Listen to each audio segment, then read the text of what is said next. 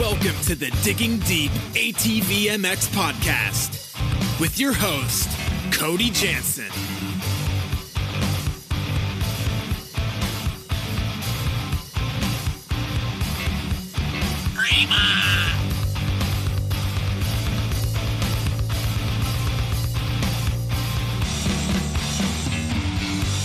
What's up, everybody? I'm your host, Cody Jansen, and welcome to another episode of the Digging Deep ATVMX podcast, episode 21, brought to you by CST Tires. It's a crazy world we're living in right now. Some things that have become normal seem to make you feel like you're living in a movie, but our hope is to offer some reprieve from the stresses around us and a respite amid the current COVID-19 outbreak. We know that the Texas ATV Motocross National has been rescheduled as the finale rather than the season opener. We talked about that in the previous podcast.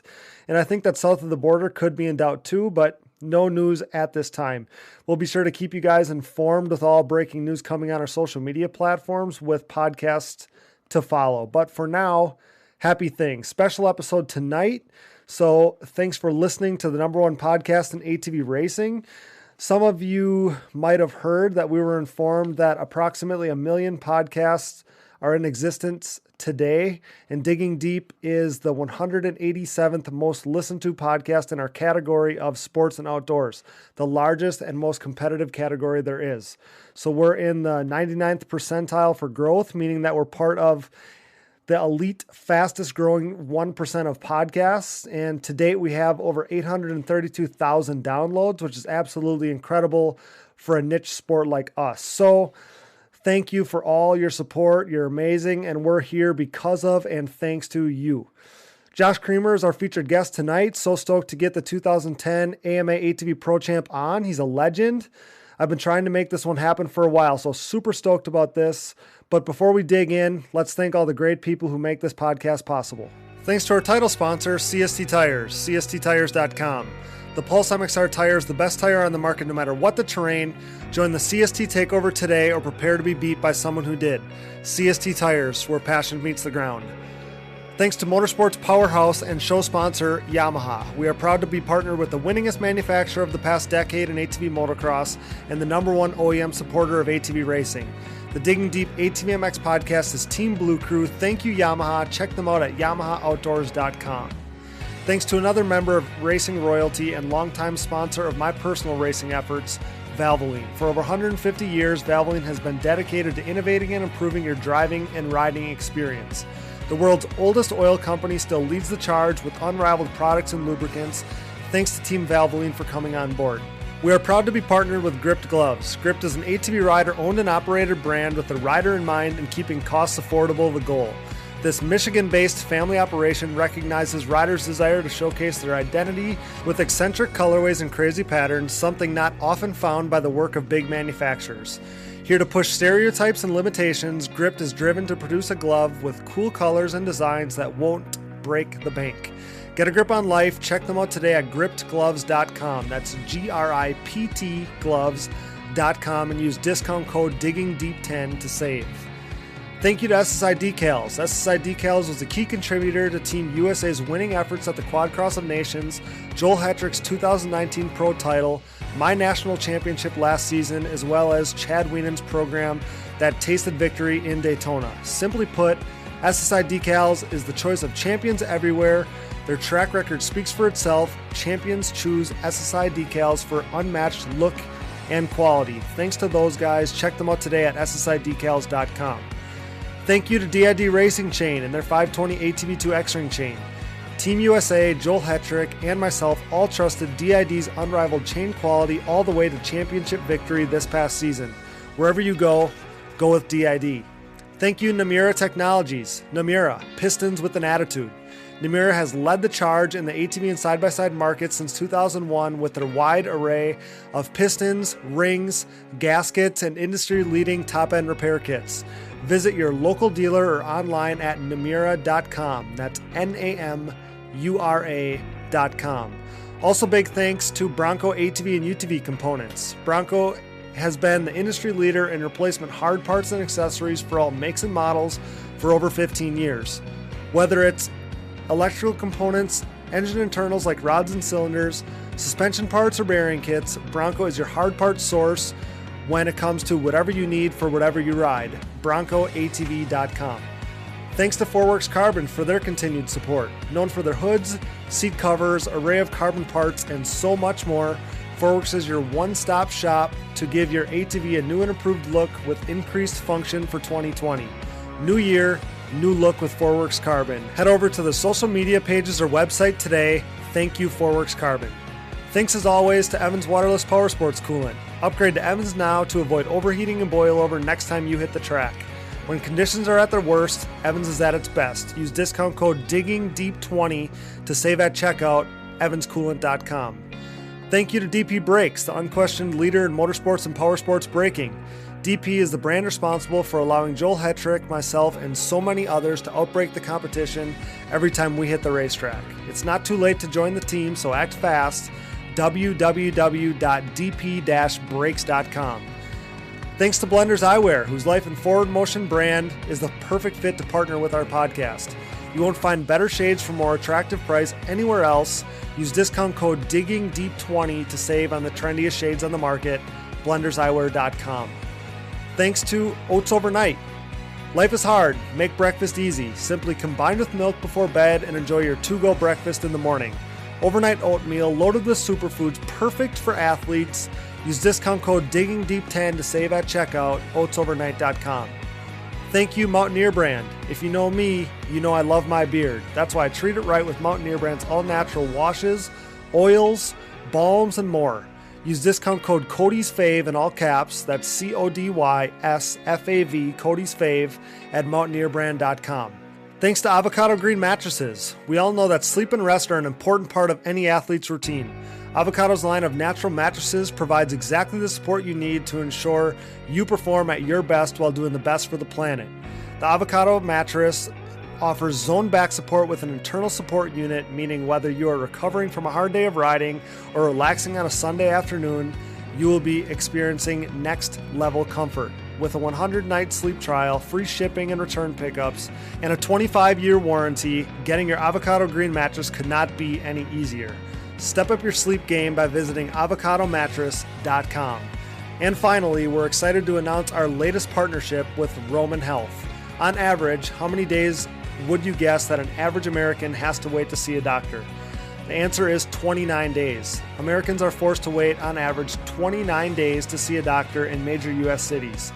If you're dealing with a condition like erectile dysfunction, you want treatment ASAP. That's why our friends at Roman have spent years building a digital platform to connect you with a licensed doctor in your state from the comfort of your own home. Roman makes it convenient to get the treatment you need on your schedule.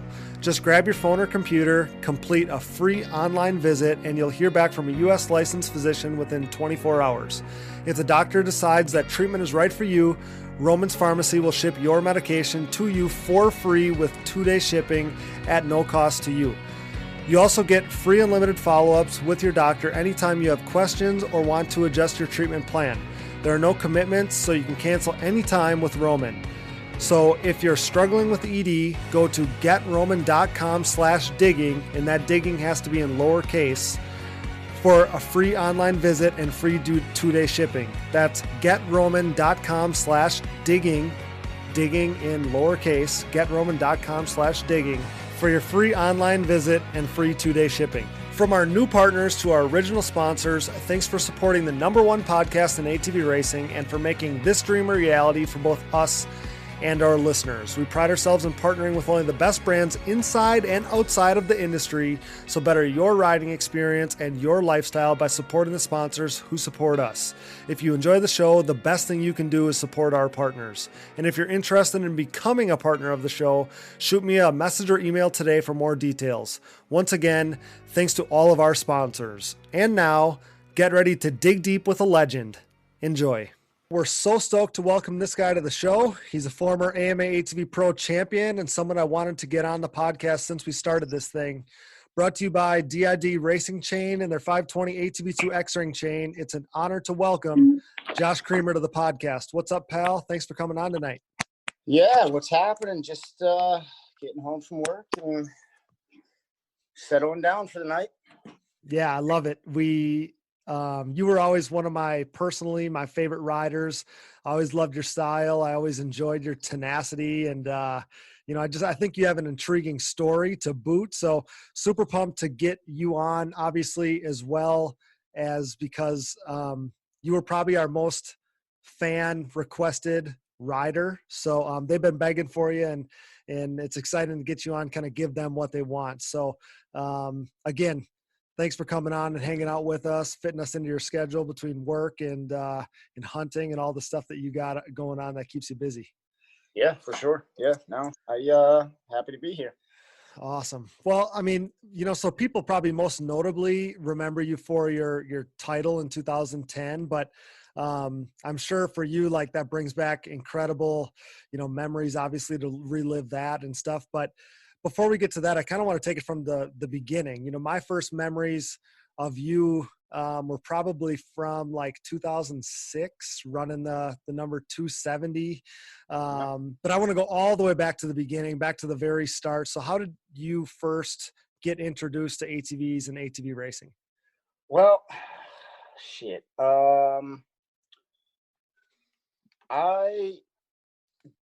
My dad did a job for a dude one time, and I don't even know how old I was. I had to be maybe 10. Okay.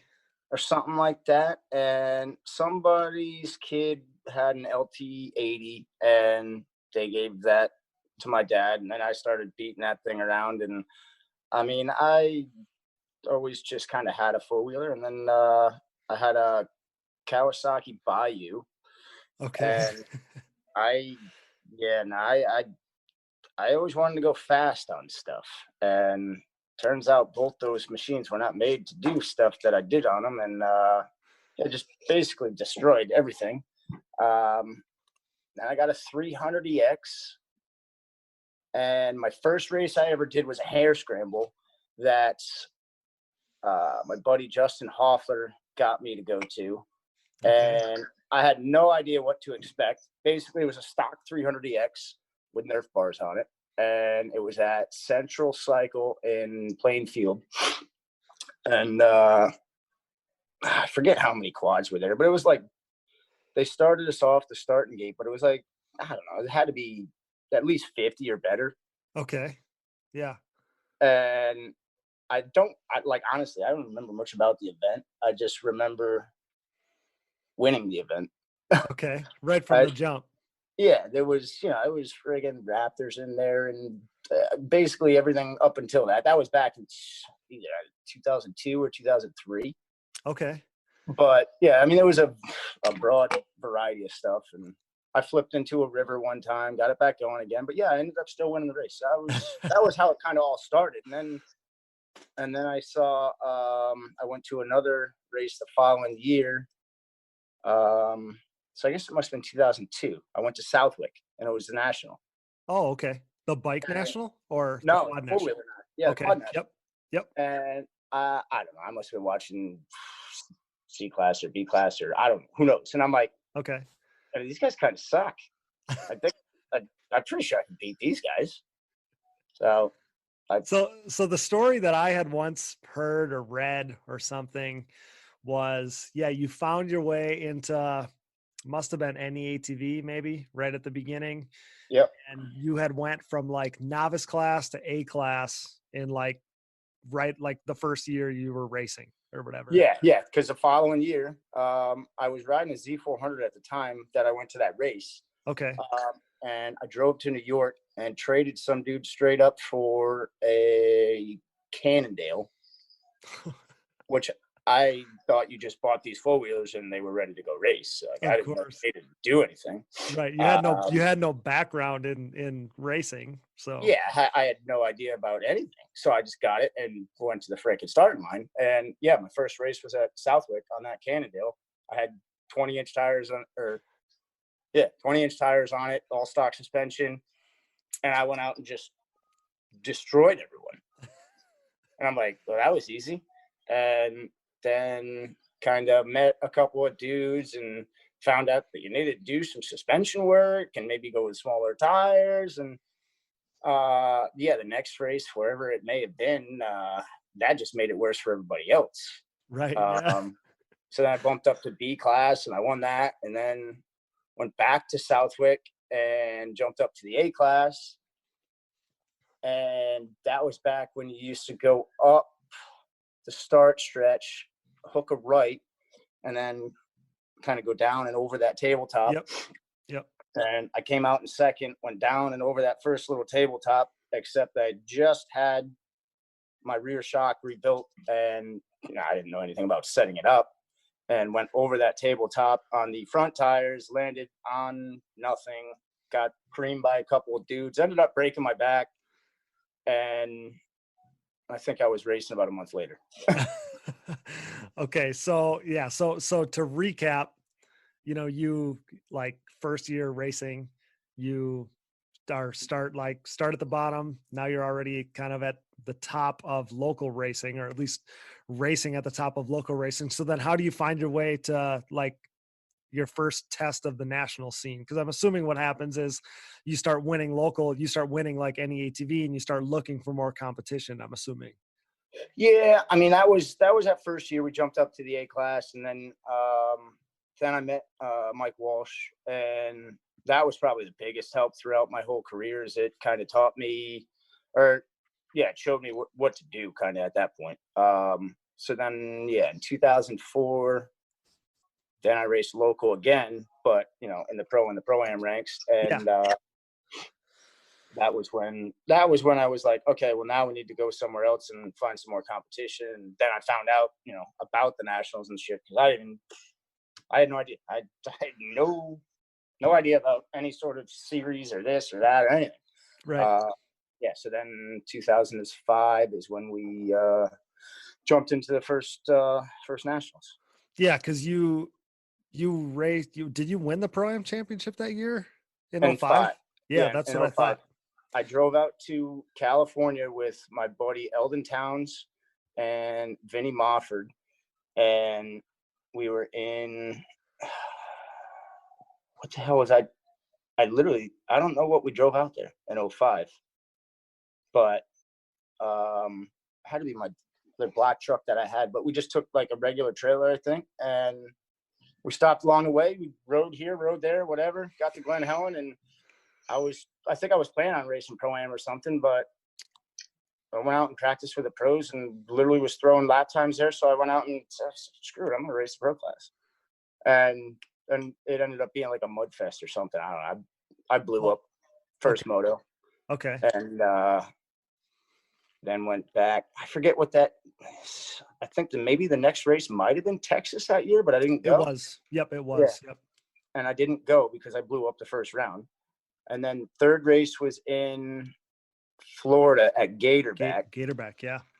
And that was when there was, I don't know how many pros were trying to qualify.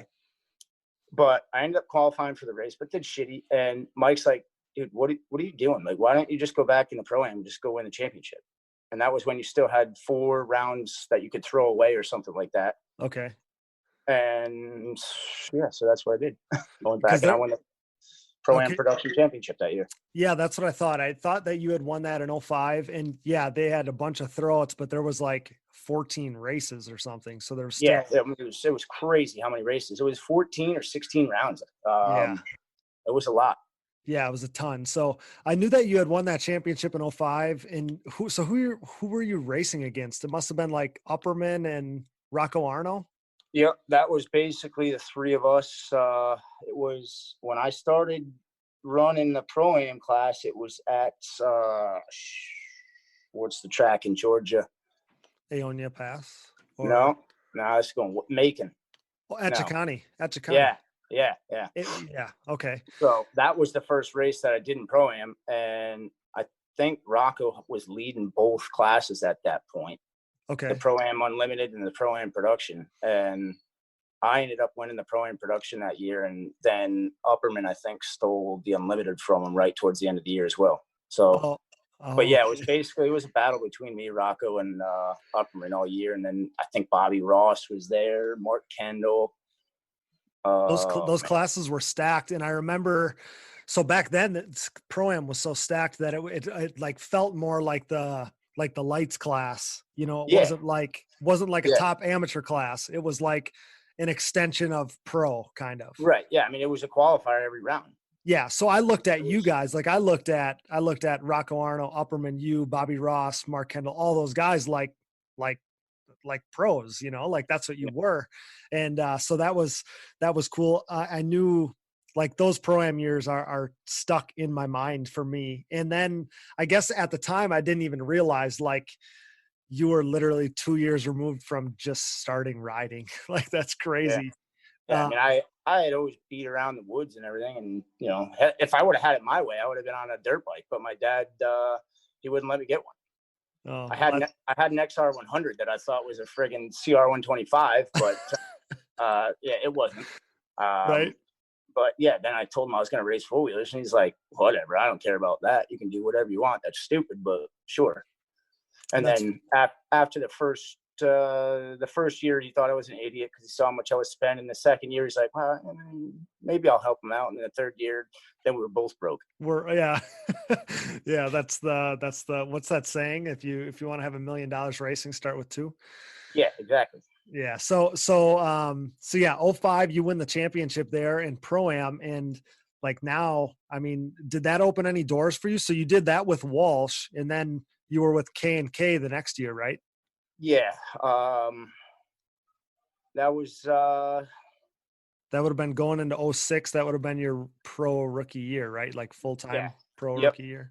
Yep. And, yeah, Sean Kirby there, he helped me from K&K. He kind of gave me a trailer to use and helped me out with a lot of the parts. And yeah, and then that's when I met. Well, I already knew my other buddy Dave Therian, who was my mechanic that year.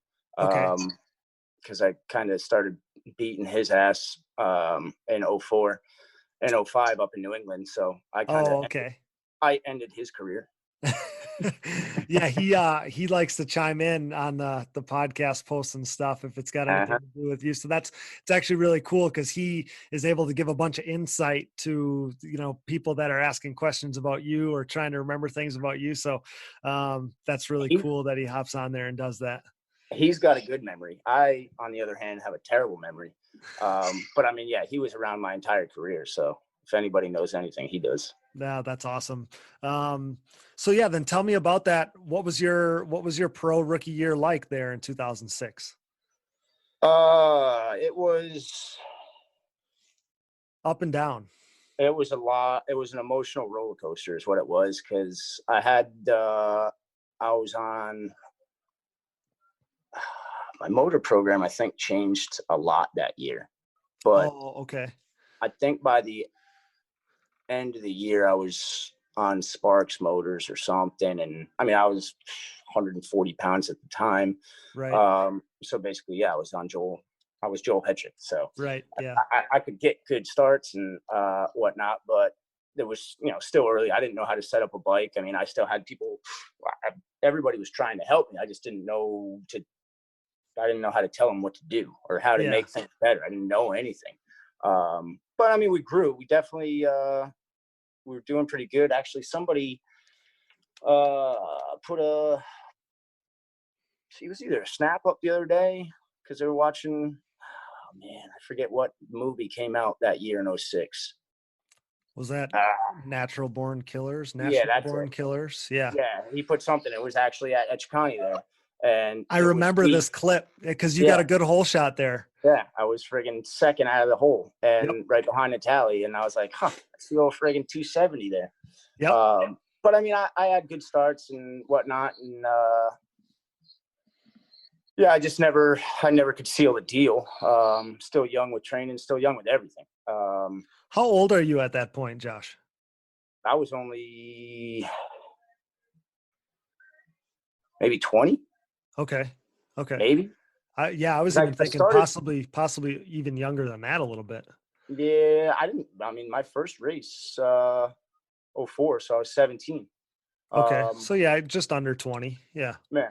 So I was just, but yeah, it was just, didn't know anything. That was the biggest problem. Could go fast, could twist the throttle, didn't know anything.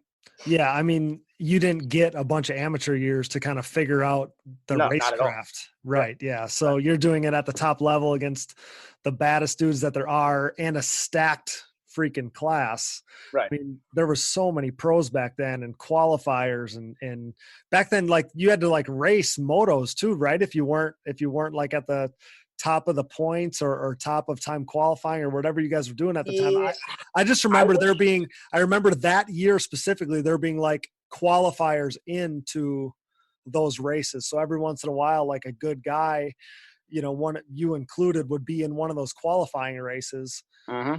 And Yeah, it was like top 5 or something were automatically into the qualifier, but then it was crazy because I mean, we used to practice on Friday.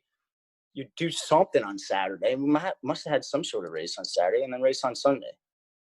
whatever it was a bunch of riding and there was a bunch of really good guys. So Yeah, no, it was a lot. That was crazy. The only thing I just remember about that year is every time I had moments of glory, somehow me and Dustin Wimmer ended up together, and I'd end up on the ground every freaking time.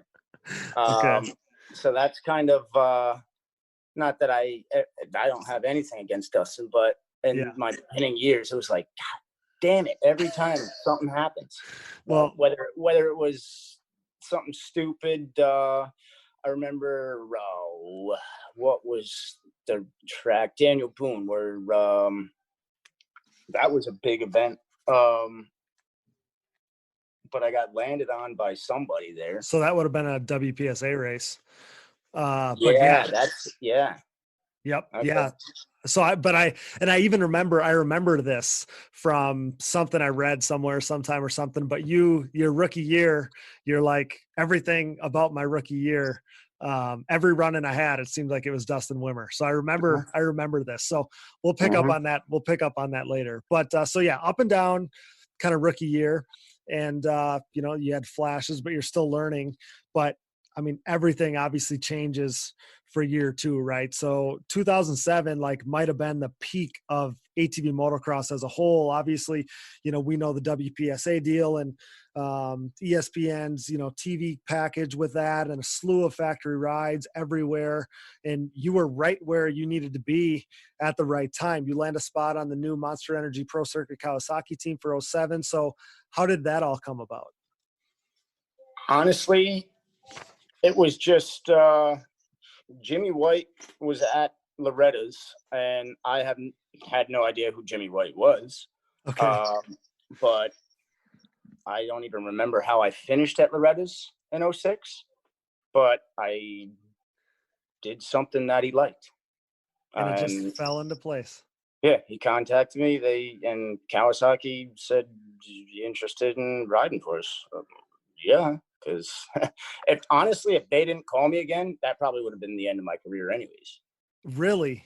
Yeah, because it was just, me and my dad spent a shitload of money that year, even with K&K's help and everything, and being in the pro class, trying to do it as a privateer. I don't understand how anybody could ever fathom it, because especially when we were running 2 series, WPSA and nationals, it was like how 20 many? 20 races, literally. Yeah, and any ATV. So I mean, that's why it was just completely overwhelming, and me and my dad started butting heads, and it was too much. So it was like it all worked out perfect. Okay. So what is it like? What is it like to get a phone call and be offered a factory ride? I mean, I can't even imagine that. I wish I remembered it. I can't even, and maybe it was hard too at the time because Kawasaki didn't have an effort for you to be like kind of in your mind at how cool it might be. But man, like, I can't imagine what that phone call must be like to say like, hey, we're going to field a team. We're going to have this bike and this semi and all this stuff. And I mean, like those bikes were sick. I mean, it just turned out to be a really cool deal. No, it was awesome. I mean, I think at the time, nobody even really knew much about the new Kawasaki. I don't think so either. I don't think after 2006, I don't think anybody knew anything yet. No, because it was still when I signed the contracts, the bike was still in a pre-production stage. It wasn't even a released bike yet. Because I remember driving out to California in it must have been December, I guess, and riding the bike, still like putting it through endurance testing and whatnot, just so they could actually be able to sell it and say, this is a bike for sale. Okay. So were you leery at all about like what kind of bike they're going to put together for me, or where was your mind with that? I was still kind of naive, didn't really know, didn't really care. Young, dumb, just excited to race a Foga. That's about all I care about. Okay. Yeah. So yeah, I mean, and I obviously asked people to kind of send in some questions, right, for our interview here. And like so many of them were about the Kawasaki. I mean, people are like enamored with that Kawasaki. So, you showed brilliance, some flashes of brilliance in your first 2 seasons. You won some motos, you got podiums, you're a consistent top 5 guy. Obviously, I'm sure you're learning things as you go there about setup and just racecraft and everything else. So, talk about those first couple years and kind of like what that quad was like. Cause I think they handled well, right? But I don't know how good the motor package maybe was. You'll know better than I, but like I said, it was a sick looking program, and it seemed like, we could hold off on talking about that last year for a second, but things got figured out, kind of going into 2009. I picked up a whole lot when I was riding for Mike Walsh. And I learned some more throughout riding that Honda. And when I came on with Cowie and we were going to run roll design and Elka, I knew nothing about roll design, but I knew after riding a little bit of the Elkas that I wasn't a fan. Okay. They worked. At the time, they were like, you were running like the factories, right? With those big old knobs on them. Huge knobs. And it was the time, Elka was pouring money into quad racing and coming out with all kinds of new shit. And I don't think people understood any of it yet. So that might've been half of the problem. Sure. But basically by the end of that first season, I said, listen, this is what we have to do to win races. Like we have to put Walsh components on this bike. We need to be on Fox, and we need to lower the subframes. We need to do this. We need to do that. And the long and short of it, you get paid to ride the bike, ride the fucking bike. Oh, okay, that's what I'll do. Won't put my input anymore. But it was a good crew. That's probably what made it so good along the way, is we all got along and we all had a desire to win. That motor program the first year was a joke, unfortunately. Okay. Was that a pro circuit deal? Was pro circuit doing the motors too? They did it the first year. Yeah. Okay. And that, it was a new thing for them because pro circuit never did any 4-wheeler motors. So he goes and gives us basically what he was making for the bike guys, this should be enough. And I remember me and Luberg leaving the starting line in California, the first race. And it was like we were in reverse and everybody else was in first gear. And it was like, oh Christ, this is bad. Like the motors were so slow, and immediately we went back to the drawing board and got better. And that was something that we worked on for 3 years, was trying to get those bikes faster. And then finally we got them fast enough, but then it was like, okay, well now we got to try to keep them from blowing up and keep them cool. That was the biggest problem, was trying to keep those things cool. That's what I thought. Yeah. Unfortunately we melted a lot of them. Yeah, I remember that whole deal. But those first 2 years, like, you guys worked out all the bugs, you seem to, like I said, you were still successful along the way. Like there were still obviously flashes of that. This bike is a good enough bike to Oh yeah. win races. Like obviously nobody at this point was questioning your riding ability. And Chad even said it too. Chad, when we had him on, talked about how good that bike was and how good the whole crew of guys was, how willing you guys were to work and how hungry you all were. So by 2009, you and Chad are both winning on the Kawasaki. But just as the program seemed to be ready to peak, Kawasaki pulls the plug. And, you had that, like that had to be a killer for you because, you were their first big name rider that they had.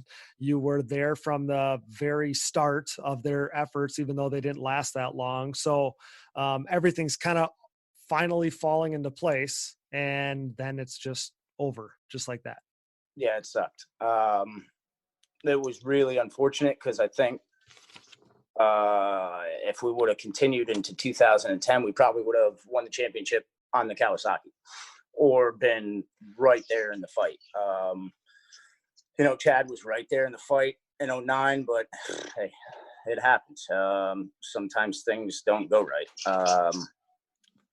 2009 for me was just not a good year. I had good races, but I had races that were just really, really bad too.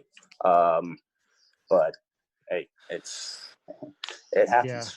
I knew that you had thought that you were going to win on that thing if it was going to come back for 2010. And and I knew how good that program was after listening to Chad too, because he said he would have loved to stay on that thing and would have loved to keep your group of guys together because he liked it so much and he was so he knew it was going to be successful, Yeah, the whole crew wanted to win. Right from the truck driver to the team manager to every mechanic down to the riders, we all wanted to win. It was one focus goal. And I mean, every team, that's one focus goal. But I mean, it was a drive for 3 years. And, those are some of my best friends now. I still am in contact with those guys, try to be in contact with them as much as possible. I was actually supposed to fly to Arizona for a party for Jimmy, but I think that's not going to happen right now. Oh, because that makes sense. Yeah. I wouldn't suggest you get on an airplane to begin with right now, probably, but not gonna. No, but that was a shame. Because like you said, that you kind of finally you worked all the bugs out of that thing. You got the components that you want on it. I believe, if I remember correctly, you won Loretta's in 2009, which would have been the last race for Kawasaki, and you had won a race just a few races prior too. So, I mean, you go out on a high with Kawasaki and then it's just over. So did you know that it was over then or how did that work out? No, we had no idea. Really? That's even worse. Yeah. No, it just stopped. Yeah. Yeah. I dealt with that a couple of times. Oh yeah. So Kawasaki closes their doors and you find your way to Suzuki. So, I mean, tell my listeners about that because was it like clear right away? That's where you knew you wanted to be, or did you have options? I mean, I didn't really have much for options. There wasn't a ton of options at the time, right? Like it was Suzuki and that was all that was left. Yeah. I mean, that wasn't really too much of an option.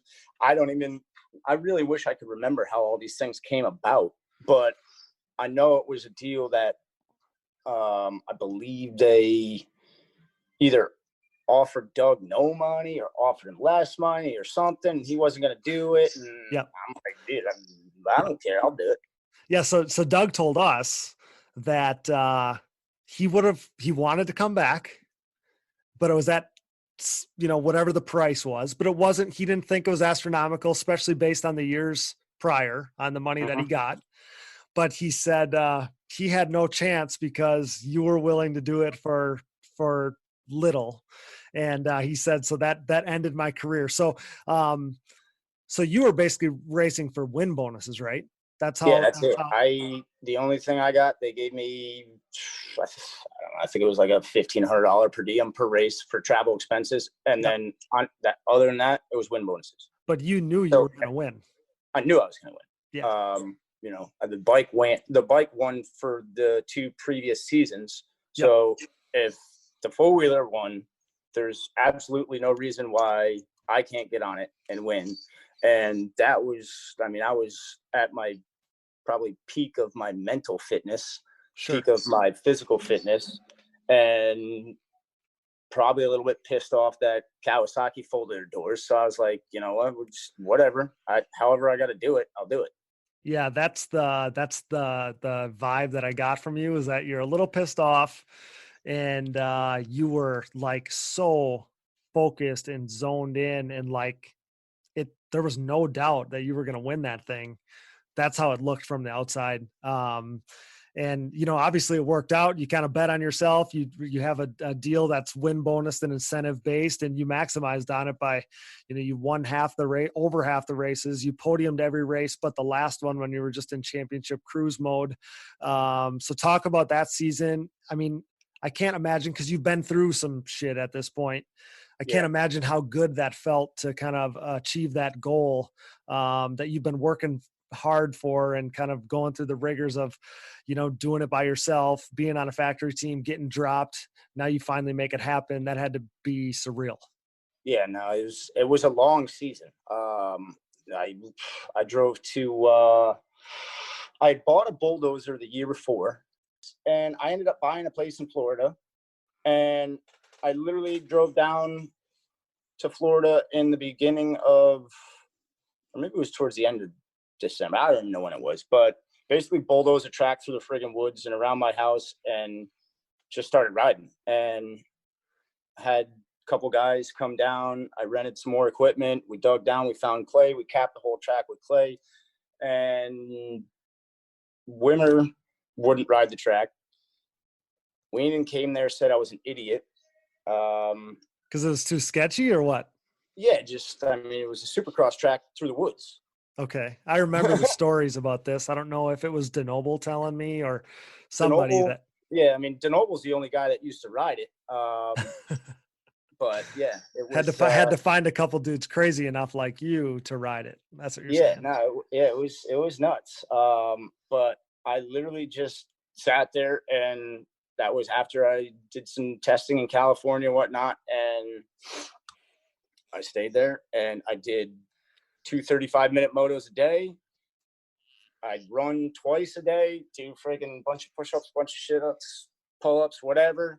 Just basically body workouts. And I mean, every single day until the season started. And then we went to, what was that? Pell City was the first round. Yep. And I got the nastiest arm pump. And I'm like, man, I don't understand how this is possible. Like, I am in shape, but maybe it's just nerves. I don't know. And then, I mean, I still podiumed. I got second, but I wasn't happy with it. And we went to Kentucky after that. And in practice, I got arm pump. And I'm like, literally, I came back to the tent. I'm like, there's something wrong with this bike. It's not me. I said, there was a 2-week break, and like, I killed myself for 2 weeks. Absolutely went nuts. And I said, there's no way that I should be getting arm pump right now. And it ended up being some sort of bearing in the bottom of the steering stem that once it started getting hot, it started to season up. Got it tight. Yeah. Okay. Yep. Changed that bearing, and that was the rest is history. There's nothing worse than when you're like, your practice bike is perfect. You feel like $1 million, and then you get on your race bike and it's like, there's something wrong, and then nobody like believes you. Yeah. It's not in my head. Like, I know, I literally just went back to the woods of Florida and destroyed my body for the last 2 weeks. Like, it's not me. It's not me this time. It might've been the first time, but it's not me this time. Right. Then we ended up won that round, and then we just kept hammering. That's kind of when you went on a tear there. Compare the Suzuki to the Kawasaki. Was it that much better or different, or was it pretty close? I mean, they were close. The And I'm, Suzuki and I'm, was just, I'm asking this because we got a bunch of questions about it. So, yeah, it's hard to pick them apart. They're two different bikes. Like the Cowie, you had to build it so you sat down in it. Like we had to lower the subframe, cut the seat, change the rear shock like a ton so you could just keep the bike more planted in the ass end. okay. Where the Suzuki you could just sit on top of that thing and it was just always on the ground. You didn't have to work it that much. And yeah, it's hard to say the real difference. Power wise, it wasn't the fast. I mean, it was just smooth. It was consistent, smooth. It was predictable. Everything about it was just awesome. Yeah. So I knew that you had really high expectations if you would have went back for 2010 on the Kawasaki. So I knew that bike was good. What the listener maybe didn't know was what I knew about how good that Kawasaki was just from reading up and research and listening to old interviews of yours and stuff. But yeah, I think that they wanted to hear the differences or whatever. But yeah, I mean, obviously different bikes. But you kind of both had them figured out. I mean, the Suzuki was figured out, obviously, like you're talking about, and you guys did a bunch of work to get the Kawasaki to where it was probably pretty close to where the Suzuki was. Yeah, I mean, they were definitely very comparable. I think the biggest downfall with the Kawasaki was the aluminum frame. It was so rigid. Like it tightened the bike up immensely. And people were like, well, how could it tighten a bike up? I mean, it's a frame, like it's not just going to move. But I honestly, I don't know. But that's a characteristic of the aluminum frame in general, because you see that in dirt bikes too, for the listeners. It tightens. It makes you that much harder to figure out the suspension. You get a bunch of feedback from a steel frame that you don't get, like in a good way, a feel for the ground or whatever that you don't get from an aluminum frame. So I guess I never thought of that. So glad you mentioned that. The other thing I was going to mention before, or ask you before, was, so you're hammering up motos, you're hammering on your body. What is your practice like maintenance regimen like at that point? Are you your own practice bike mechanic? Yeah, because I drove to Florida. I had a buddy with me, Ryan Angicola, drove down there with me. And then I had another friend from home. He came down with my dad and the other guys that helped me rebuild the track and dig for clay and whatnot. Me and him started butting heads after a while. I told him to go home, send him back to Connecticut. Okay. And then basically I was down there by myself for the most part. So a good 30 minutes from town. My neighbor's about 85. She likes the noise, but okay, well, that's really good. not going to be any good. Right. And I'd text my mom and say, I'm going riding. If I don't text you back in 40 minutes, I don't know, call somebody. And I'd do that twice a day. But I mean, I think I was riding 6 days a week, and so 6 days a week, you're throwing at least an hour and 20 minutes on the quad a day. I think I was changing a motor. I think I was changing a motor pretty much every week. Well, that's, I guess, what I was getting at is I know how hard you're riding the thing. Yeah, because it's not like I'm going out and babying it. I'm race pace, and I was riding with a lap timer, and it's like you look down and every lap you're trying to beat that and trying to beat that, and you're like, how can you physically keep doing this every day? But you figure out something every single day. Right. And yeah, I mean, I was terrible on third gear on that bike for some reason, and that was the only reason I had to change it, is because third gear would go out again. Really? Okay. Yeah, I heard stories too of you in your lap timer and just hammering stuff out. Again, I don't know if it came from DeNoble or who it came from at the time, but yeah, I heard stories, and that was my question. That's why I asked, is because I know how hard you're training. Didn't know how much time you were getting out of those bikes. So was Suzuki good about always having, a motor for you to plug in? And Yeah, no, it was pretty much just on rotation. We were just sending one back and forth. Awesome.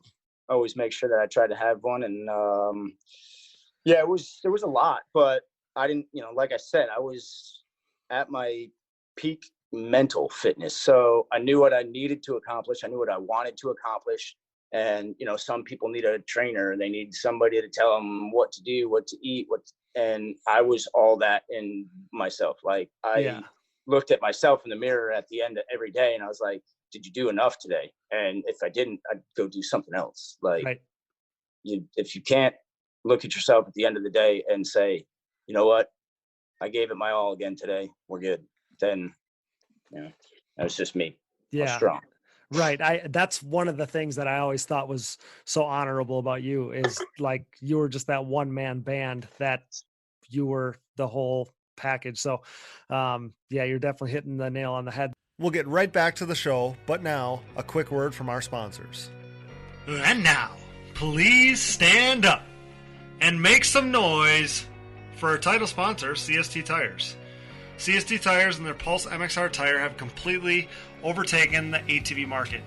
Used by Thomas Brown to clinch a third straight Quad Cross of Nations title, by Nick Janusa as he dominated the Montreal Supercross, and myself, Cody Jansen, as I rode my Pulse MXR fronts and white label soft compound rears to a 2019 national championship in the junior 25 plus class.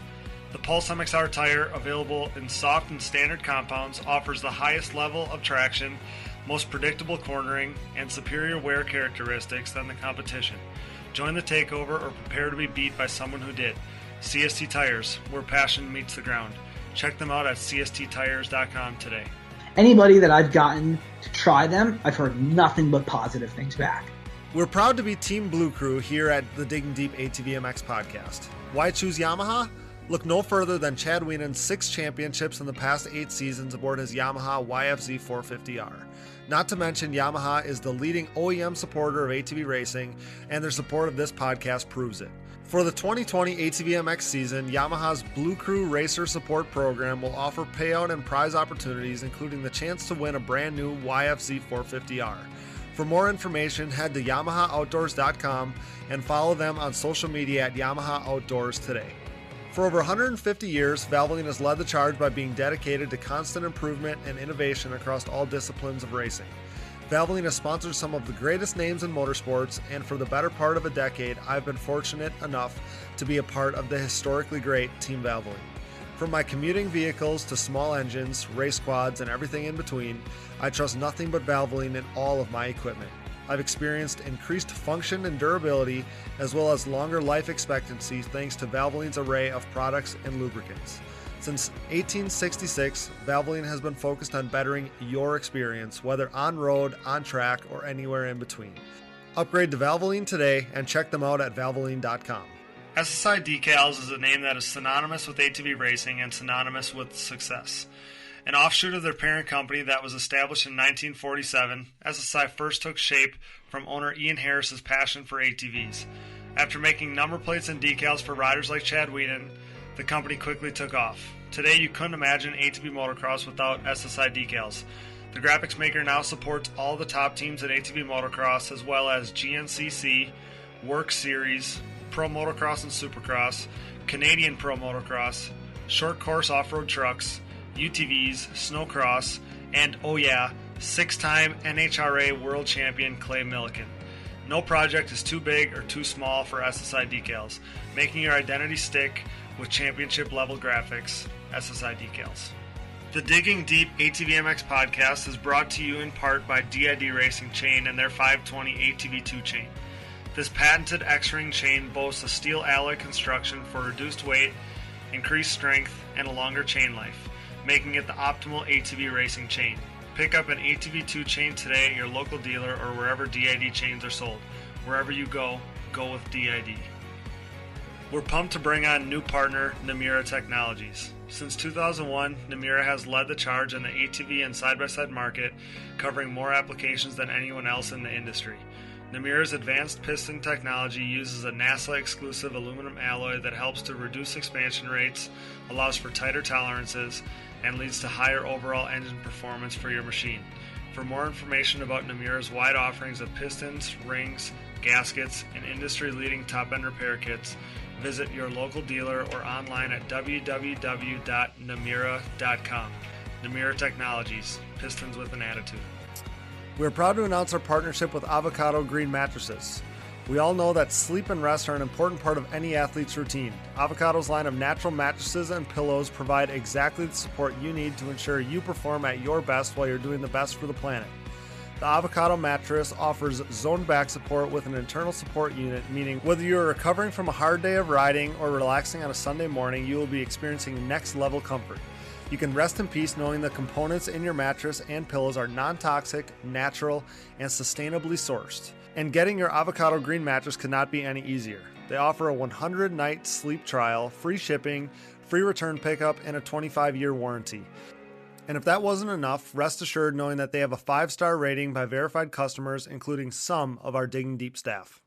Step up your sleep game by visiting avocadomattress.com. We are proud to announce our newest show sponsor, Gripped Gloves. Gripped is an ATV rider owned and operated brand with the rider in mind and the goal of keeping costs affordable. The Michigan-based family operation recognizes riders' desire to showcase their identity. Owner David Payne's love for eccentric colorways and crazy patterns shows in his product, something not often found in the work of big manufacturers. Here to push stereotypes and limitations, Grip's drive is to produce a glove with cool colors and designs that won't break the bank. With comfort and quality as key motivators, this family affair is constantly working on the next innovative and improved glove. Get a grip on life, join the Gripped movement because no one wants a bland glove. Check them out today at grippedgloves.com. Use discount code DIGGINGDEEP10 to save at checkout. That's GRIPT gloves.com. We are also pleased to announce our partnership with Bronco ATV and UTV components. Bronco has been an industry leader in replacement hard parts and accessories for all makes and models for over 15 years. With a catalog that includes a full line of electrical components, engine internals like rods and cylinders, all the way down to suspension parts and bearing kits, Bronco is your hard parts source for whatever you need for whatever you ride. Available exclusively through distributors around the world, visit your local dealer or online at broncoatv.com. We are also supported in part by Evans Waterless Powersports Coolant. The best powersports coolant on the market, Evans prevents overheating and boil over, so you never have to worry about harming your engine or having a premature end to your ride due to overheating, no matter what the condition.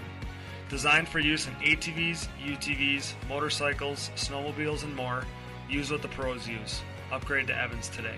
The Digging Deep ATVMX podcast is also sponsored by DP Brakes. A longtime supporter of ATV racing and the world leader in sintered brake technology, DP has been dominating the ATV world for decades by supporting the best four-wheeled racers on the planet.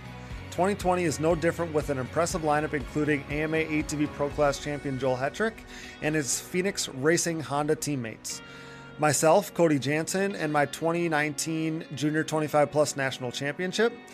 Baldwin Motorsports' Nick Janusa, Wesley Wolf, Dylan Tremelin and his 940 racing team, Troy Hill, and more in ATV motocross. In GNCC racing, DP has 16 of the top 17 pros heading into 2020. This includes the champ Walker Fowler, Bryson Neal, Chris Borich, Cole Richardson, Jared McClure, Adam McGill, and more. These riders continue to appreciate the high performance and impressive durability that their DP brakes have to offer, products that ultimately help place them on the top step of the podium. Available at www.dp-brakes.com. Purchase at your local dealer or even message the show for their contact info today. What are you waiting for? Join the best ATV riders on the planet on DP Brakes. Forworks Carbon's innovative lightweight products include top-notch seat covers, carbon fiber and plastic hoods, tank covers, exhaust shields, shock guards, and much more. Whether you have an ATV, UTV, or snowmobile, Forworks has goodies that'll make you salivate. I trust Forworks for increased function and a sexier look. Forworks Carbon, always working hard to bring high-quality, innovative parts to the market. Check them out today. Now back to the show. So you win the championship, right? But by becoming the champ, you knock off your teammate, the two-time defending champion, Dustin Wimmer. So, what was that dynamic like? Because not only did you knock him off as the fastest ATV rider in the world, you also kind of had a history from the past So was that dynamic like a good one? Like, were you friends, or how was that? Yeah, no, I mean, we were friendly. The thing that probably screwed him the most was his trainer there. What was his name? Doc Rice, maybe? Something, yeah. Yeah, that guy shooting his mouth off in the beginning of the season to some video saying, He can't beat us or something like that. yeah, Natalia don't beat us. Wiener doesn't beat us. Creamer doesn't beat us. Yeah, And I I'm remember. like, literally, I'd play that before every moto just to piss him off and get me a little bit more pumped up. Like, that guy screwed you right from the get-go. Yeah. But yeah. I mean, I told Dustin in a pre-season before I even rode the bike, I told him I was going to take it, and he laughed at me. But I knew I was going to do that year. I wasn't going to stop until I did it. Dustin was always like good to us, and he came on the show and he was cool. He was always cool to me personally, but you mentally broke him. That's what it looked like to me. No, and that's exactly what I did. And, you can go back and watch certain you videos. You can watch the videos, and that's where it's the clearest that and he's like, I don't know what to say. I can't win. Like, there's nothing wrong with the bike. I just can't do it. Yeah. And that's basically, mentally broke him. That's the way it looked. And it takes a lot to do that 2-time defending champion in anything. And it had to be even worse that you were doing it on the same machine under the same tent to him. It was probably that much cooler for you. Right. But I mean, I changed a whole lot more that year. I wasn't the prick that I was when I was on the Kawasaki. I wasn't quite as hot-headed, and I tried to be a little bit more humble that year. And what do you say? Maybe a little bit more professional, I guess, because that team, they were great guys, and I still am in touch with all those guys. But it was a totally different atmosphere. Like Kawasaki, I'm not gonna say we were party animals, but we liked to have a good time. We were loud. We listened to Black Label Society and Metallica, and friggin' had music playing all the time. Where Suzuki, it was all business.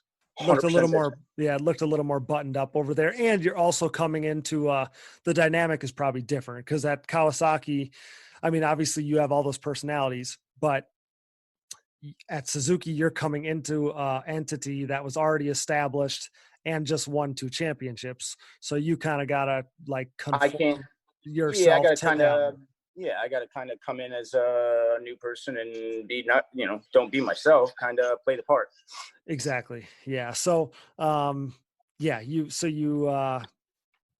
was curious to ask about the Dustin thing there. And I knew it wasn't like hostile or anything like that, but, was curious to know what the dynamic was like. So, you win the championship, and then, I hate to even bring this up because 2 years in a row, you seem to get the rug ripped out from under you.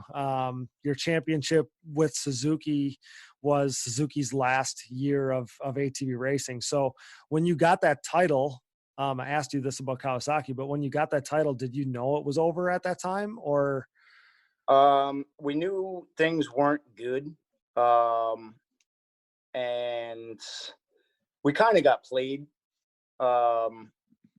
We had to fly out. I believe we had to fly to Vegas, and we had to do this and we had to do that. If you guys want to have a team again, we got to make efforts, and kind of made it not seem like it was our fault that it was going to shut down, but like we had to try to do something.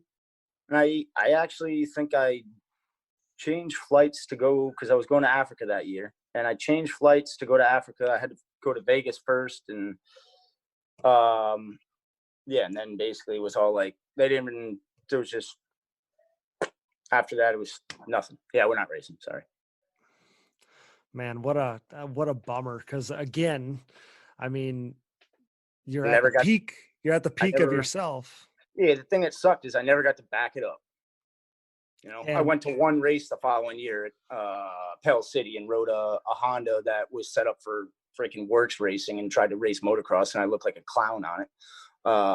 Running the number one. Yeah. One time that I ran number one, but I felt like an idiot anyways. Go ahead. if I could have got, if I could have backed up that championship year on Suzuki, who knows how many more championships I could have won on that bike. I could still be winning them. Who knows? Right. So, yeah, I mean, how does the defending champion not get a ride of any kind, or let alone to be able to back it up? I mean, that was a killer. Obviously at that time, like, there's not rides. There wasn't really any. Yeah. I mean, everything at that point was dropping. That's what sucked. The only one that was still in it was like the Motorworks Can-Am team. Yeah. Okay. Yeah. Oh, yeah. That would have been the year that Natalia won it on that quad. But, yeah, I mean, for the listeners, like, how this works is, I'm assuming how this worked is no title sponsor was helping Suzuki at this point. That's what they were trying to do. And they didn't have a title sponsor. So that's when the deal kind of fizzled out, I'm assuming, is how that works. I don't even think it was that. I think it was more along the lines of whatever they did to get that bike to pass something. So it was okay. a bike to be able to purchase. Somehow something was misconstrued as far as emissions, or who knows, Homologized or whatever that. Yeah. Yeah. That it wasn't that Suzuki lost Makita, they lost Rockstar or something like that. It was, you physically couldn't make that machine anymore. And if you can't, something along those lines, something, I don't know. No, that makes even way more sense, because if you can't sell the machine, you're not going to field a team to promote the machine. So, right. Yeah, that makes perfect sense. So obviously, super big bummer there. Yeah, like you said, in 2011, you show up at the first race, you race on a quad not set up is for works racing is what it was set up for. So you obviously didn't get to kind of defend it. You didn't even get to kind of showcase your ability to even ride the number one and enjoy that. I mean, that obviously sucks. So in 2011, you kind of go on a hiatus at this point. You're gone from the nationals for basically a season and a half. So it's just crazy how it all worked out. But were you racing any ATV at that time? Or yeah, I tried to go out west, and basically Corey Ellis had hooked me up with some dude, and Corey was kind of the team manager for this team out west that we were going to do works racing. And it probably would have been pretty cool. And, we were trying to be up front with the guy that was going to run the whole show. And this is what it's going to cost you. Like, Corey knows, I know, like, we know what this shit's going to cost. And he was fine with it. And then finally, once the bill started piling in, he's like, whoa, I didn't sign up for this. And I was like, well, yeah, you did. We got to sign contracts. So no hard feelings, but I'm going to take these bikes and I'm going to head back to the East Coast. See you later. Right. And I was never really a fan of the Honda anyways. I never got one to work that good. So I ended up selling those Hondas and got help from the Motorworks team. He kind of gave me a couple bikes to use, the Can-Ams, and basically ran my own show that year with the couple of bikes that he gave me. And he was actually doing the motors and stuff for me. So, just raced in New England there in 2011, pissed everyone off. And because pissed everybody off because you're beating up on them, or what? Yeah. I mean, it wasn't much of, it wasn't much. Okay. It was more just show up, have fun. Of course. Yeah. I mean, you're the defending champion, AMA pro. So, I mean, to go back and race locals. Yeah. Yeah. But no, actually I'm wrong. I'm off a year. No, I don't think so. That was 2000. Okay. Yeah. Because 11 is when Wimmer raced in, any ATV. Okay. Oh, so it was 2012, the year that you raced it, and then you showed up at Unadilla? Yeah. So 11, I came back, started racing any ATV on the Can-Am, but Wimmer was racing any ATV on the Suzuki. Yep. And we battled like a bastard because it was only me, him, and Cody Miller. So it was basically 3 guys in the pro class. And you're all bad dudes. Yeah. And we were just beating the hell out of each other all year. I remember that. And I ended with basically it was the last round. I was going to win the championship. and I had just done Montreal Supercross, and you always put a new chain on your bike for the last round. Yeah, and I didn't. do. And I ended up snapping a chain out front, gonna win the freaking championship, and I broke a chain. Oh no. And I mean, yeah, luckily it wasn't a national championship, but still, even for a New England championship with all the endorsements that I think it ended up being like an $11,000 chain. I'm sure it was. I was just going to say, you're getting good bonus money for this. Yeah. So that kind of sucked. Okay. So that was 2011.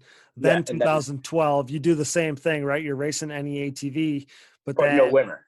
No. Okay. Right. But no Wimmer. So then it's just me sitting there and I'm like, okay, well, Gotcha. Now this isn't really that fun anymore. But I was riding for BCS at the time. Yep. Which was a new relationship. He kind of didn't like me from the year before because who knows? Me and Jay used to race against each other and whatever. But now, I mean, we became pretty good friends. It's actually been a while since we've hung out, but one of these days we got to get golfing. But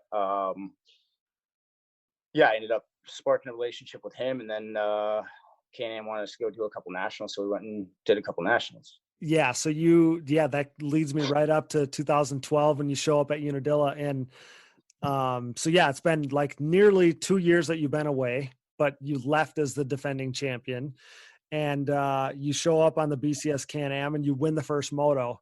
And that's honestly, as a fan, that's like one of my favorite racing memories, because just even like for you, like I tried to put myself in your shoes, how obviously you probably felt somewhat disrespected that, you win the championship, you don't get a chance to come back and defend it or anything. And so you show up and you win the first moto after everybody's been racing for 8 rounds or whatever. And yeah.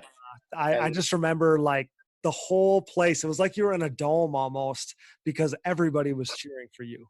Yeah, no, in 2012 for any ATV, I was working construction, and I'd ride here and there, but basically I was a weekend warrior. I'd just go to the races and ride. And then before Unadilla, I was like, all right, well, I think I need to give myself like a month of hard training. So, started running and doing motos and trying to get in shape. And yeah, total guess, am I ready to go back for these guys? I don't know. We'll see. And yeah, when that friggin' gate dropped and we went around the first corner, it was like, okay, this is nice. This will work. And yeah, that was pretty badass. It felt good. That's for sure. Gosh, again, cause I mean, you don't just show up and win a pro race, or win a pro moto. I mean, obviously for you, it's different because you had won the championship or whatever, like years previous, but still, like for somebody, people go and do. Yeah. People don't do that. Like it doesn't happen. So for you to do that was crazy. You ended up second overall that day. And, but that sparked your full-time, kind of return to ATV national racing with BCS Can-Am. And that's a return that lasted 2+ more seasons through the 2014 season. And, it was obviously successful. It seemed you won some motos, you had a handful of podiums, and, it was great to obviously have you back at the races. I'm sure it was great for you, but it was also probably good to kind of, I don't know if you knew it was the end, but you kind of got to end it on your own terms instead of just getting it ripped out from under you. Yeah. Almost to me, because it was, I'm on I'd been on the Can-Am for 2 seasons, but not, I guess it was kind of the same bike, but it's always different, especially if you change teams on something. Yeah. So, it was like almost like I was starting again with Kawasaki. So, we're trying to make this bike better. We're trying to figure it out. And it was just like, it's constantly work. And I mean, we got the machine working really good. We changed a whole lot of things. Jay's a very smart dude. We ended up, making certain parts that just we had. And yeah, I mean, it all worked out pretty nice. It seemed like they treated you really well. That's how it looked from the outside. They were going to do whatever I asked them to do. And I mean, that's all you can ask for somebody. And they were great guys. But it was just one of those things where I was getting older. I'd worked my whole life anyways. So I know how to make money working. Right. It doesn't bother me working. Yeah. And it got into the back of my head. You start second guessing things. And that's when I was like, it's time. Like, you worried about Thomas Brown behind you because he's riding like a jackass and takes you both out in one corner. Because I'm stuck behind Weenan, who's stuck behind the tally, but I got nowhere I can go. But Thomas is trying to thread the needle to get by me to go sit behind them. And it's like, all right, I don't want to deal with this shit anymore because I don't want to anymore. That's it. So that was that. And that's when I knew I just had to call it quits. Not that I don't like racing or don't like riding, but I was ready to move on. Yeah.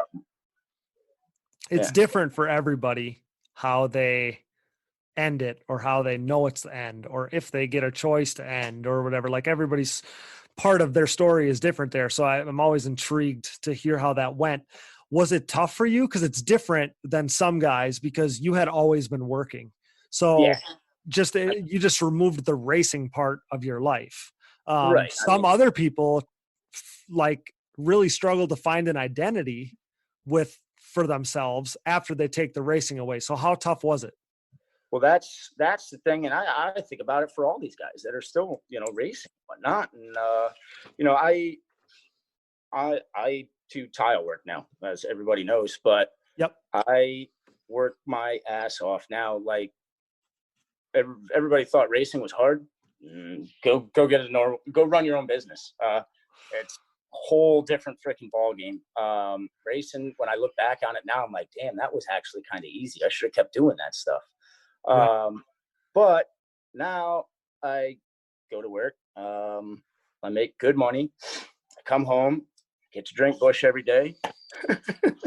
But it was just, for me, it wasn't hard. I had to stop cold turkey, and that's what I did. I just stopped. Because that's the only way that I can quit something is just to stop. Yep. But I mean, I've been putting in tile since I was 7 years old with my dad. So I knew how to work. I knew that I could fall back on that, and I knew how to make a living. So it didn't bother me to stop racing. The hardest thing was just, saying goodbye to people, sure. knowing not to see the guys anymore. Sure. Yeah. Cause I always wonder like what it's like the next season, like when 2015 is going on and you're not there. Right. What is that like? Did it ever hit you hard? Like, dang, I miss it? Or was it just, I miss the people? I miss the people. I'm competitive in whatever I do. Yeah. I'm competitive and work and anything that I do 110%.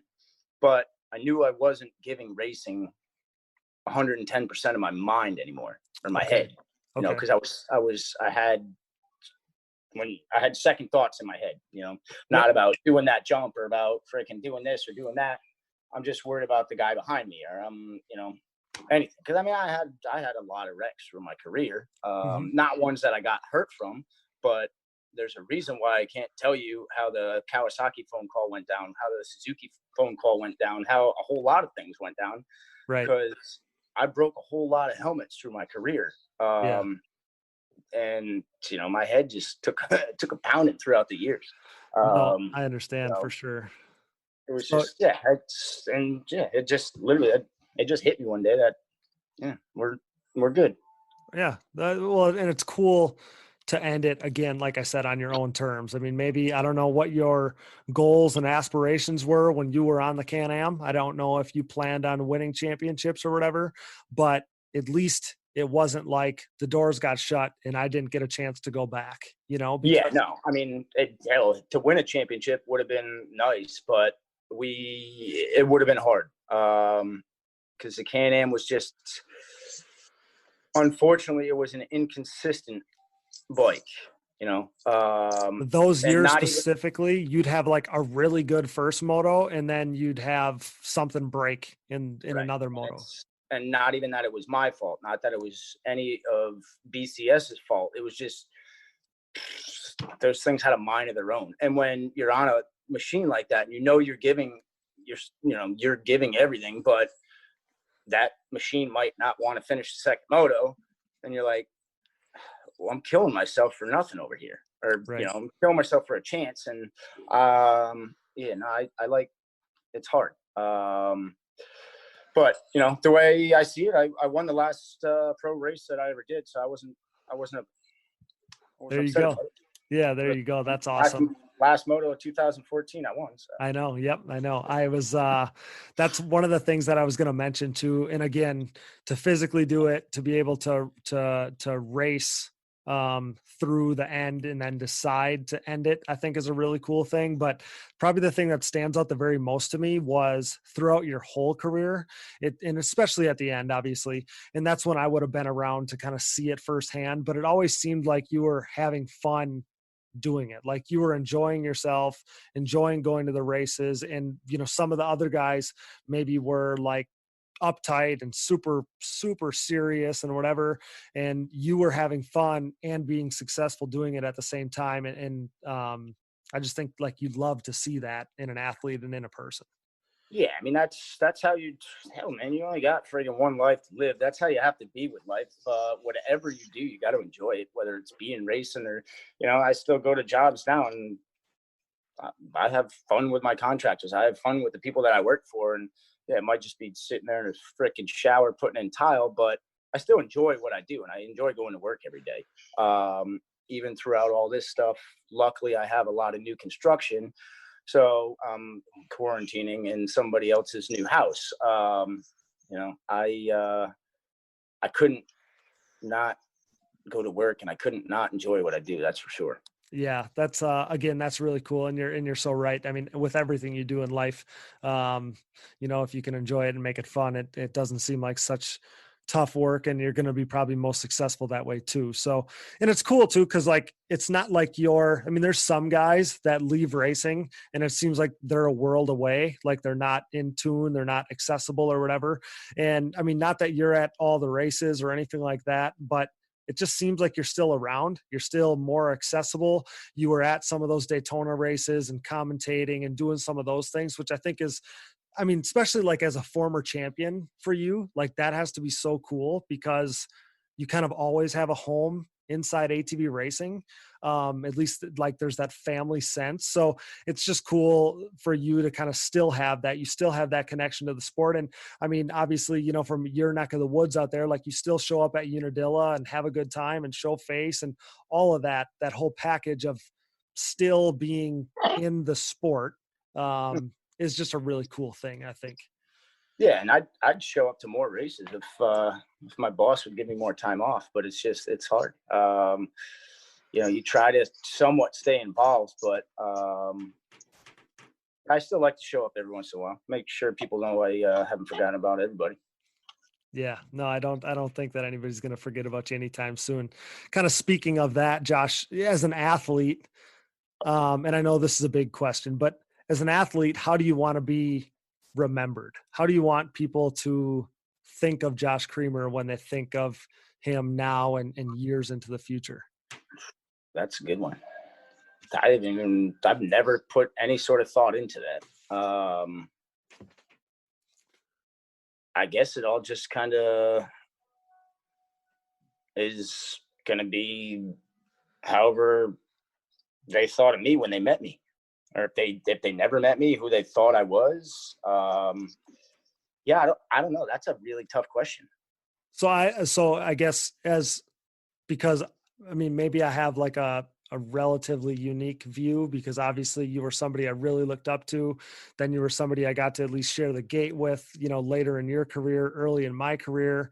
And I always loved, and you touched on it, but that tenacity that you had, and you were so self-motivated and like you like just focused on one thing and we're going to make it happen.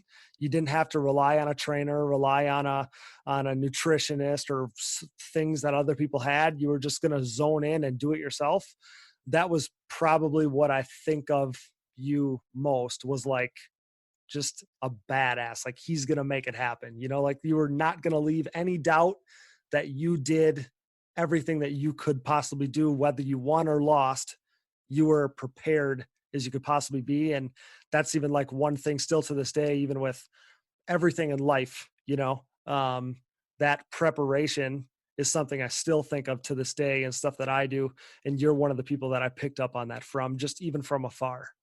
Yeah, So, no, that's make it happen. That's a statement that I have to say at least once a month now. Because I always get myself into trouble because I work for too many contractors that I've prioritized. And they all end up calling at the same time. And I'm like, how the hell am I going to get all this work done? And, I got deadlines and it's like, yeah, we'll make it happen. And unfortunately, I keep doing that. So I think they all are now working in cahoots with each other just to see if they can crack me one day, but they won't. Like, I'm that guy. I'm the guy that's going to make it happen. Right. That's what I was going to say is there's some people that put their back up against the wall, put some pressure on them. That's when they're going to be at their best.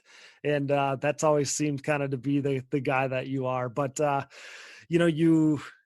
people are always going to remember you obviously for the championship that you got. And, you got to race for the better part of a decade and through some of what were the very best years in our sport.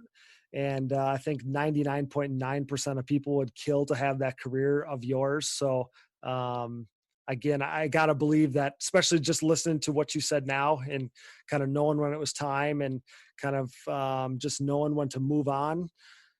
I would assume that you're super grateful and all of those racing memories are like some of your best memories, I would assume. And you've made some of the best friends that you have through racing.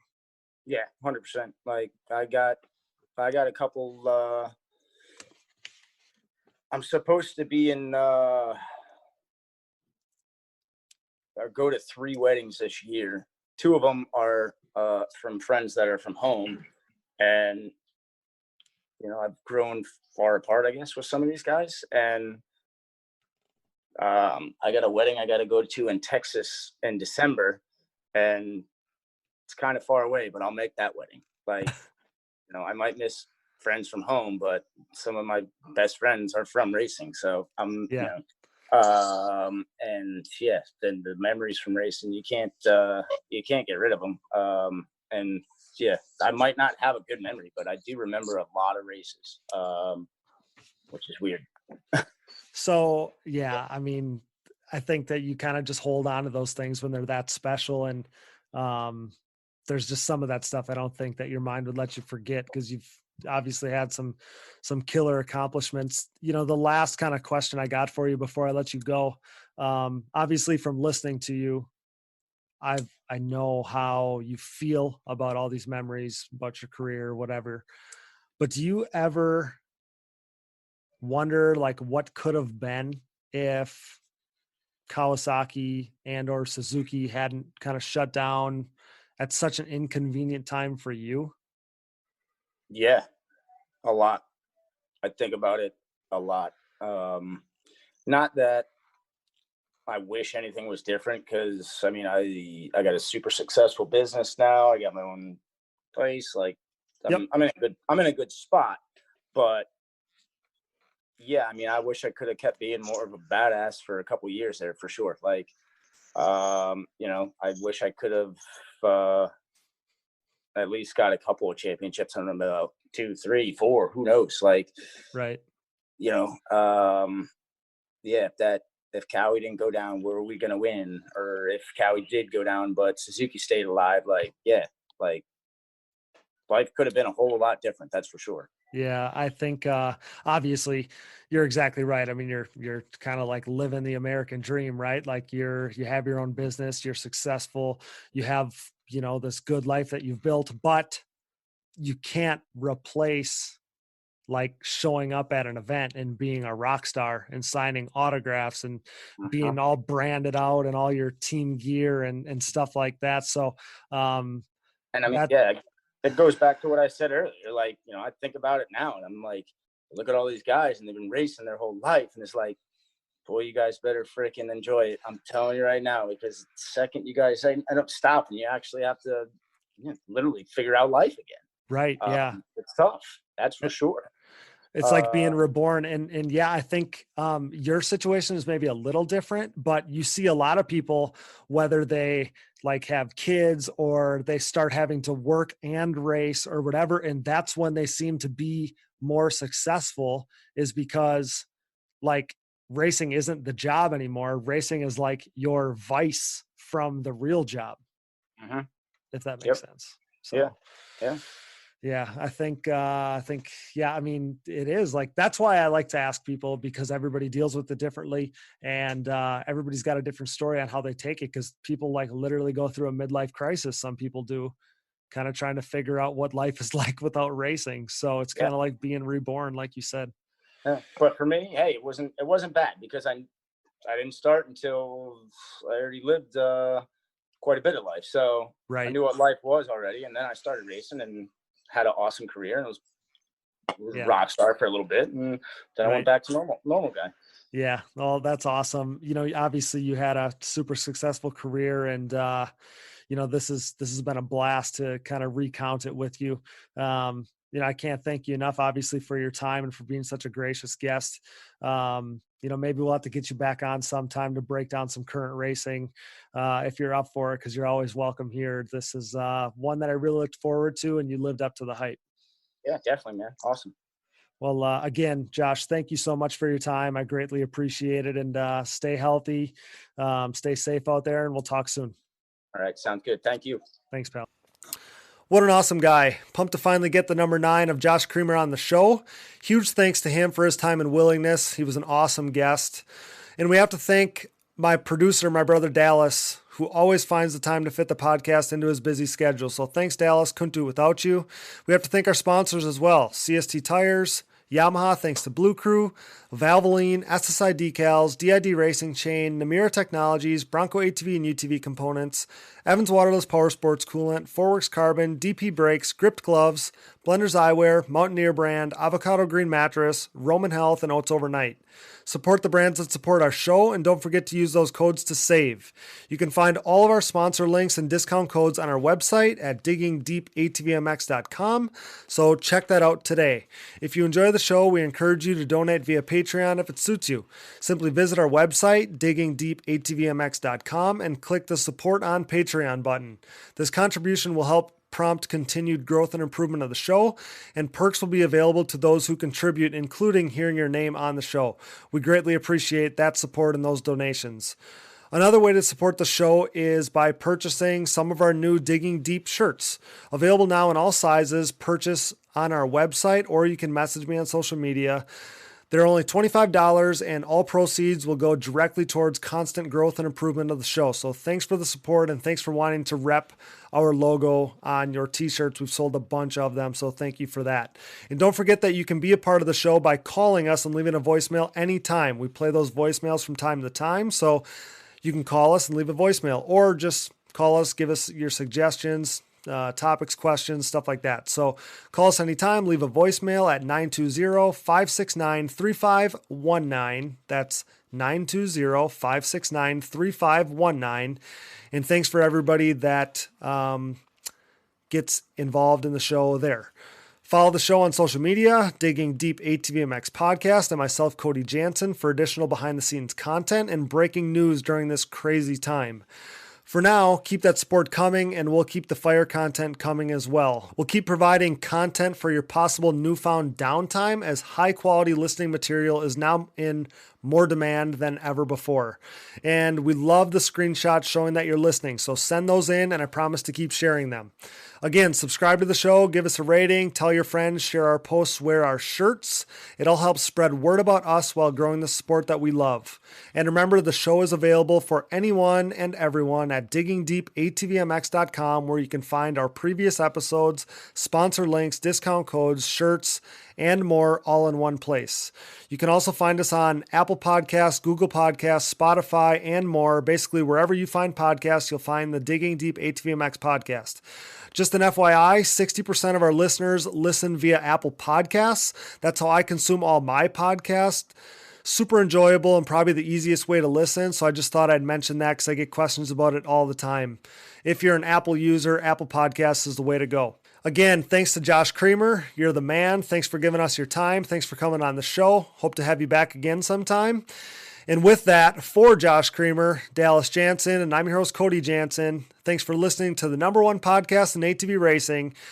832,000 downloads and counting. Until next time, thanks for joining us in digging deep with the stars of ATV motocross.